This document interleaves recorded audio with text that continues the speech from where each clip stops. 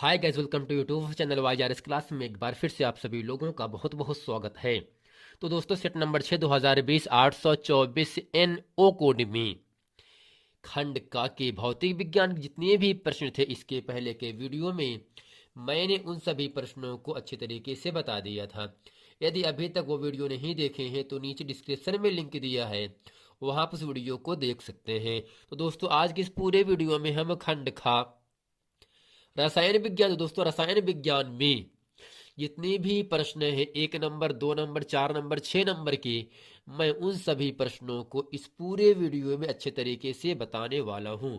तो दोस्तों, यहां से प्रश्न नंबर 5 है। और दोस्तों, प्रश्न नंबर 5 में 3 खंड है का खा गा, और प्रश्न नंबर 6 में 3 खंड है का खा गा। लेकिन प्रश्न नंबर दोस्तों 7 में का है, और दोस्तों का में यहाँ से 2 खंड है, और दोस्तों यहाँ से खा में भी आपका यहाँ से 2 खंड है, जो कि आपका क्लोरीन और ऑक्सीजन है। तो दोस्तों, इस पूरे वीडियो में प्रश्न नंबर 5, प्रश्न नंबर 6, प्रश्न नंबर 7 के जितने भी खंड हैं, मैं उन सभी खंडों को इस पूरे वीडियो में अच्छे तरीके से बताने वाला हूं।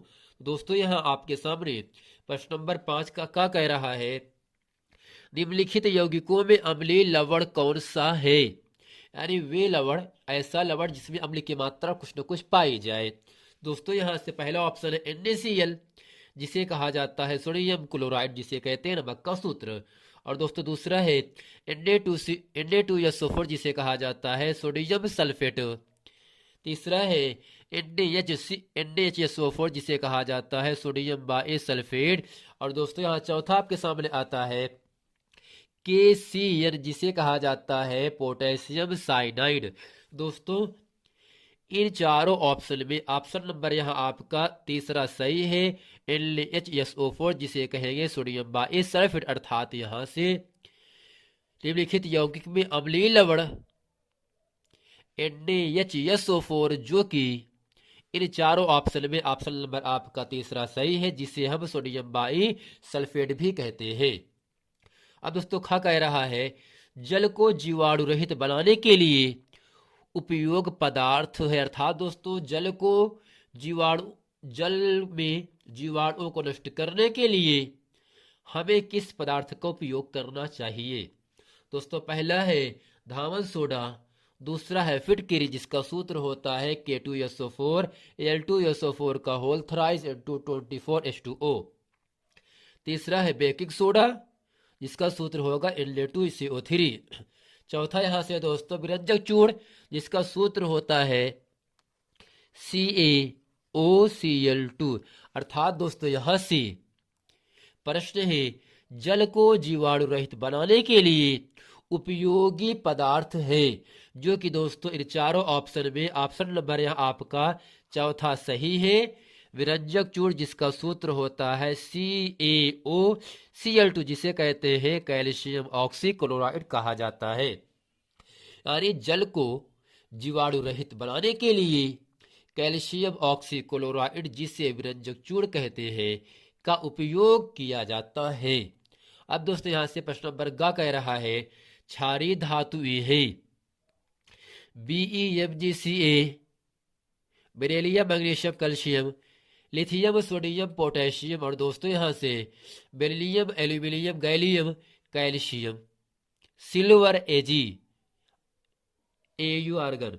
दोस्तों, यहां से क्षारीय धातु क्या है, इन चारों ऑप्शन में ऑप्शन नंबर यहां से दोस्तों आपका दूसरा सही है, लिथियम सोडियम पोटेशियम। चूंकि दोस्तों लिथियम का जो इलेक्ट्रॉनिक विन्यास होता है 2,1 होता है, सोडियम का इलेक्ट्रॉनिक विन्यास होता है 2,8,1, और जो पोटेशियम होता है इसका इलेक्ट्रॉनिक विन्यास 2,8,8,1 होता है। अर्थात दोस्तों, लिथियम का जो परमाणु क्रमांक होता है वह 2 1 3 होता है, लेकिन जो आपका सोडियम Na है इसका परमाणु क्रमांक 8 2 10 11 होता है, और जो पोटेशियम है इसका परमाणु क्रमांक दोस्तों 18 होता है। दोस्तों, यहां से इन तीनों तत्वों के बाह्य कोश में सब क्या है, केवल एक ही इलेक्ट्रॉन आपका आ रहा है, इसलिए दोस्तों सब क्या होगा, इसकी जो संयोजकता होता है वह दोस्तों +1 होती है। अर्थात यहाँ से जो क्षारीय धातु में है वह दोस्तों लिथियम सोडियम पोटेशियम है, क्योंकि इनके बाह्य कोश में अधिकतम इलेक्ट्रॉन एक इलेक्ट्रॉन सब है। इसलिए दोस्तों इन चारों ऑप्शन में ऑप्शन नंबर आपका यहाँ से दूसरा सही है। अब दोस्तों प्रश्न नंबर 6 का क्या कह रहा है, निस्तापन तथा भर्जन से क्या अंतर है, गालक तथा धातुमल में क्या अंतर है, संतृप्त तथा संतृप्त हाइड्रोकार्बन में क्या अंतर है, संतृप्त तथा असंतृप्त हाइड्रोकार्बन का सामान्य सूत्र भी लिखिए। तो दोस्तों गा है डोबराइनर का त्रिक नियम पर संक्षिप्त टिप्पणी उदाहरण सहित समझाइए। अब दोस्तों यहाँ से 7 का कह रहा है, 7 का दोस्तों यहाँ आपके सामने कह रहा है, आवश्यक समीकरण की सहायता से दर्शाइए कि आप कैसे प्राप्त कीजिएगा। पहला है धामर सोडा से बेकिंग सोडा, अर्थात धामर सोडा से बेकिंग सोडा हम किस प्रकार प्राप्त करते हैं, इसको बताना है। दूसरा है क्लोरीन गैस से व्यंजक चूर्ण किस प्रकार से प्राप्त किया जाता है। तो दोस्तों प्रश्न नंबर 7 का खा है, मेथेन का निम्नलिखित पदार्थों की अभिक्रियाओं को केवल समीकरण द्वारा लिखिए। अर्थात दोस्तों यहाँ से जो मेथेन होगा जिसका दोस्तों सूत्र होता है CH4, और यह सड़े गले स्थानों पर होता है, और दोस्तों मेथेन को मार्श गैस भी कहा जाता है। दोस्तों यहाँ से पहला है क्लोरीन, दूसरा है ऑक्सीजन। तो आइए दोस्तों चलते प्रश्न नंबर 6 का खा और 7वें का खा अच्छे तरीके से हल करते हैं। अब दोस्तों यहाँ इसके उत्तर में हेडिंग करते हैं निस्तापन। इसमें लिखेंगे निस्तापन में अयस्कों को निम्न ताप पर वायु की अनुपस्थिति में गर्म किया जाता है। अर्थात अयस्कों को वायु की अनुपस्थिति में गर्म करके धातु ऑक्साइड में प्राप्त होने की क्रिया को निस्तापन कहा जाता है। अर्थात यहां से दूसरा दोस्तों कह रहा है, जबकि भर्जन में अयस्क को उच्च ताप पर बिना पिघलाए वायु की नियंत्रित मात्रा में गर्म किया जाता है। अर्थात दोस्तों जो निस्तापन की क्रियाएं होता है वह वायु की अनुपस्थिति में होता है, लेकिन जो भर्जन की क्रियाएं होता है वह दोस्तों वायु की उपस्थिति में होता है। अर्थात अयस्क को वायु की अनुपस्थिति में गर्म करके धातु ऑक्साइड में बदलने की क्रिया को निस्तापन कहते हैं। अयस्क को वायु की उपस्थिति में गर्म करके धातु ऑक्साइड में बदलने की क्रिया को भर्जन कहा जाएगा। अर्थात दोस्तों अगर वायु की अनुपस्थिति में गर्म करेंगे तो वह जो क्रिया होगा निस्तापन की क्रिया होता है। अगर अयस्क को वायु की उपस्थिति में गर्म करेंगे तो ये जो क्रिया होता है यही दोस्तों क्रिया भर्जन की क्रिया होती है। अब दोस्तों प्रश्न नंबर 6 का खाप के सामने यहां से कहा जा रहा है, गालक और धातुमल में क्या अंतर है। तो दोस्तों इसके उत्तर में लिखेंगे वे पदार्थ जो अयस्क में उपस्थित अशुद्धियों के साथ उच्च ताप पर क्रिया करके उन्हें सरलता से गलाकर अलग होने वाले पदार्थों के रूप में दूर कर देते हैं, गालक कहलाते हैं। अर्थात वे सभी पदार्थ जो अयस्क में उपस्थित, यानी दोस्तों अयस्क किसे कहते हैं, जिन खनिजों का धातु का निष्कर्षण आसानी से और कम खर्च में अधिक मात्रा में प्राप्त होता है, अयस्क कहलाता है। जिन खनिजों से धातु के निष्कर्षण में अधिक मात्रा में प्राप्त होता है उसे दोस्तों कहते हैं क्या है, अयस्क कहते हैं। तो वे पदार्थ जो अयस्क में उपस्थित अशुद्धियों के साथ उच्च ताप पर क्रिया करके उन्हें सरलता से आसानी से गला करके अलग होने वाले पदार्थों के रूप में दूर कर देते हैं, ऐसे गालक कहलाते हैं या जिसे गालक कहते हैं। दोस्तों अगला है यहां से धातुमल। इसमें दोस्तों समझेंगे गालक इन अशुद्धियों से मिलकर द्रवित पदार्थ बनाते हैं जिसे धातुमल कहते हैं। अब दोस्तों जो प्रश्न नंबर 6 का गा है वो आपके सामने यहां से कहा जा रहा है, डोबेराइनर के त्रिक नियम पर संक्षिप्त टिप्पणी उदाहरण द्वारा समझाइए या लिखिए। अब दोस्तों यहां से हेडिंग करते हैं डोबेराइनर का त्रिक नियम। डोबेराइनर ने एक समान गुणों वाले को तीन तीन के समूहों में परमाणु भार के बढ़ते क्रम में व्यवस्थित किया। इन्हें डोबेराइनर का त्रिक कहा जाता है। बीच के तत्वों को परमाणु भार शेष दो तत्वों के परमाणु भारों के लगभग औसत होता है, जिसे डोबेराइनर का त्रिक नियम कहते हैं। अर्थात दोस्तों यहां से तीन तत्व है, Li lithium, Na sodium, K का मतलब पोटेशियम। और दोस्तों यहां से जो आपका लिथियम है, लिथियम का जो परमाणु भार होता है वह दोस्तों 7 होता है। और ये दोस्तों परमाणु क्रमांक दोस्तों इसका 3 होगा। लेकिन दोस्तों जो सोडियम का परमाणु क्रमांक 11 होता है और दोस्तों पोटेशियम का 19 होता है। तो लिथियम का जो दोस्तों यहां से लिथियम का जो परमाणु भार 7 होता है, सोडियम का परमाणु भार 23 होता है और पोटेशियम का परमाणु भार दोस्तों 39 होता है। तो इसमें क्या बताया गया, जब उस समान गुणधर्म वाले तीन तीन तत्वों को समूह में परमाणु भार के बढ़ते क्रम में रखा जाता है तो प्रथम और तीसरे तत्व के परमाणु भारों का औसत दूसरे तत्व के परमाणु के औसत के बराबर होता है। अर्थात यहां से जब 39 में 7 को जोड़ेंगे दोस्तों 46 होता है। 46 को दो जब औसत निकालते हैं, जब 2 से भाग करते हैं, तब यहां से दोस्तों 23 आ जाता है। अर्थात इसमें आपको इतना ही समझना है, एक समान गुणों वाले को तीन तीन समूहों में परमाणु भार के बढ़ते क्रम में व्यवस्थित किया जाए, इन्हें डोबराइनर का त्रिक नियम कहा जाता है। अर्थात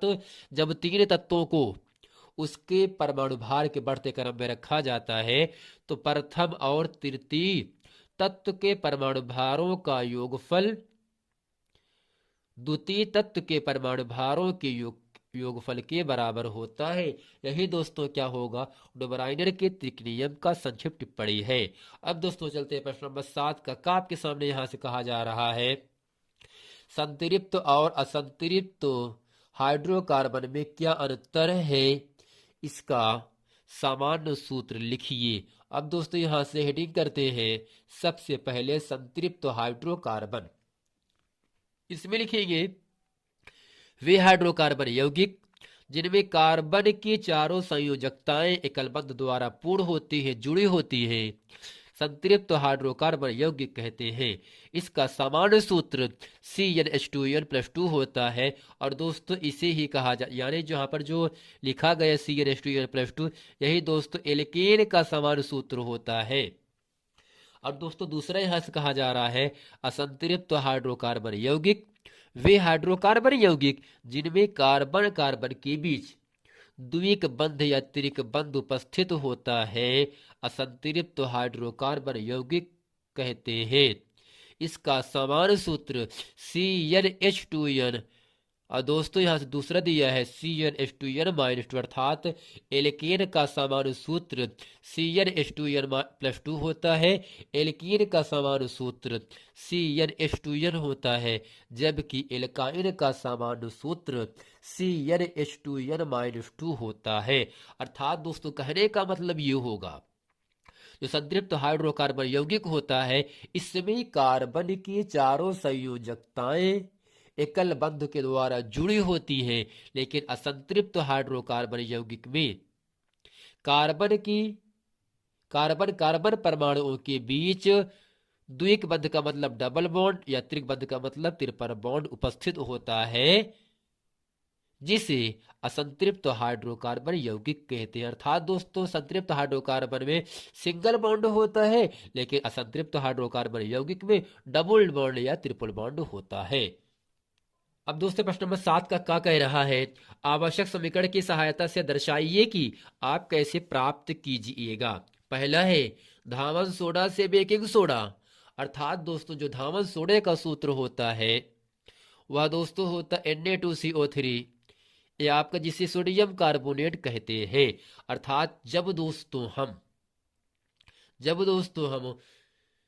सोडियम बाइकार्बोनेट को, जिसे हम बेकिंग सोडा कहते हैं, जब सोडियम बाइकार्बोनेट को उच्च ताप पर गर्म किया जाता है, तब दोस्तों यह टूट करके Na2CO3 जिसे सोडियम कार्बोनेट, और दोस्तों इसे ही हम धावन सोडा कहते हैं, इसके साथ कार्बन डाइऑक्साइड और जल भी बाहर निकालता है।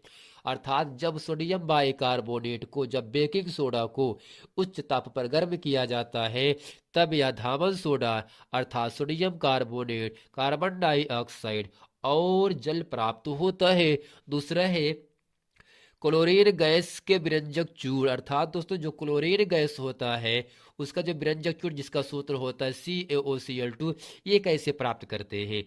जब दोस्तों हम CaOH का वेव 2 जिसे कहते हैं बुझा चूना, जब बुझा चूने की क्रिया कैल्शियम हाइड्रोक्साइड की क्रिया क्लोरीन गैस से कराई जाती है, तब CaOCl2 प्राप्त होता है, जिसे विरंजक चूड़ कहते हैं, जिसे ब्लीचिंग पाउडर भी कहा जाता है।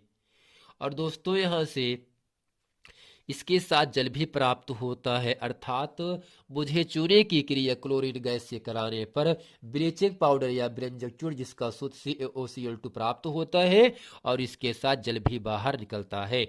अब दोस्तों प्रश्न नंबर 7 का खा आपके सामने यहां से कहा जा रहा है, मेथेन का निम्नलिखित पदार्थों की अभिक्रियाओं को केवल समीकरण द्वारा लिखिए। दोस्तों पहला यहां से है क्लोरीन, अर्थात दोस्तों जो आपका क्लोरीन होगा उसमें किस यौगिक को मिलाने से क्लोरोमेथेन प्राप्त होगा।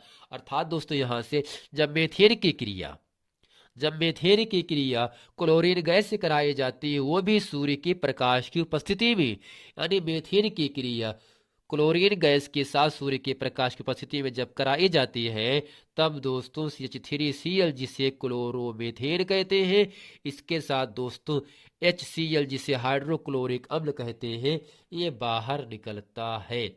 अर्थात मेथेन की क्रिया क्लोरीन गैस की सूर्य के प्रकाश की उपस्थिति में गर्म करने पर CH3Cl जिसे क्लोरोमेथेन के साथ HCl अर्थात हाइड्रोक्लोरिक अम्ल बाहर निकलता है। अब दोस्तों यहां से अगला है ऑक्सीजन है, अर्थात जब मेथेन की क्रिया ऑक्सीजन से कराया जाता है, तब दोस्तों CO2 जिसे कहते हैं कार्बन डाइऑक्साइड, अर्थात दोस्तों जो धुआं होगा, जो आग जलाने पर जो धुआं होता है, वही धुआं ही आपका कार्बन डाइऑक्साइड गैस होता है।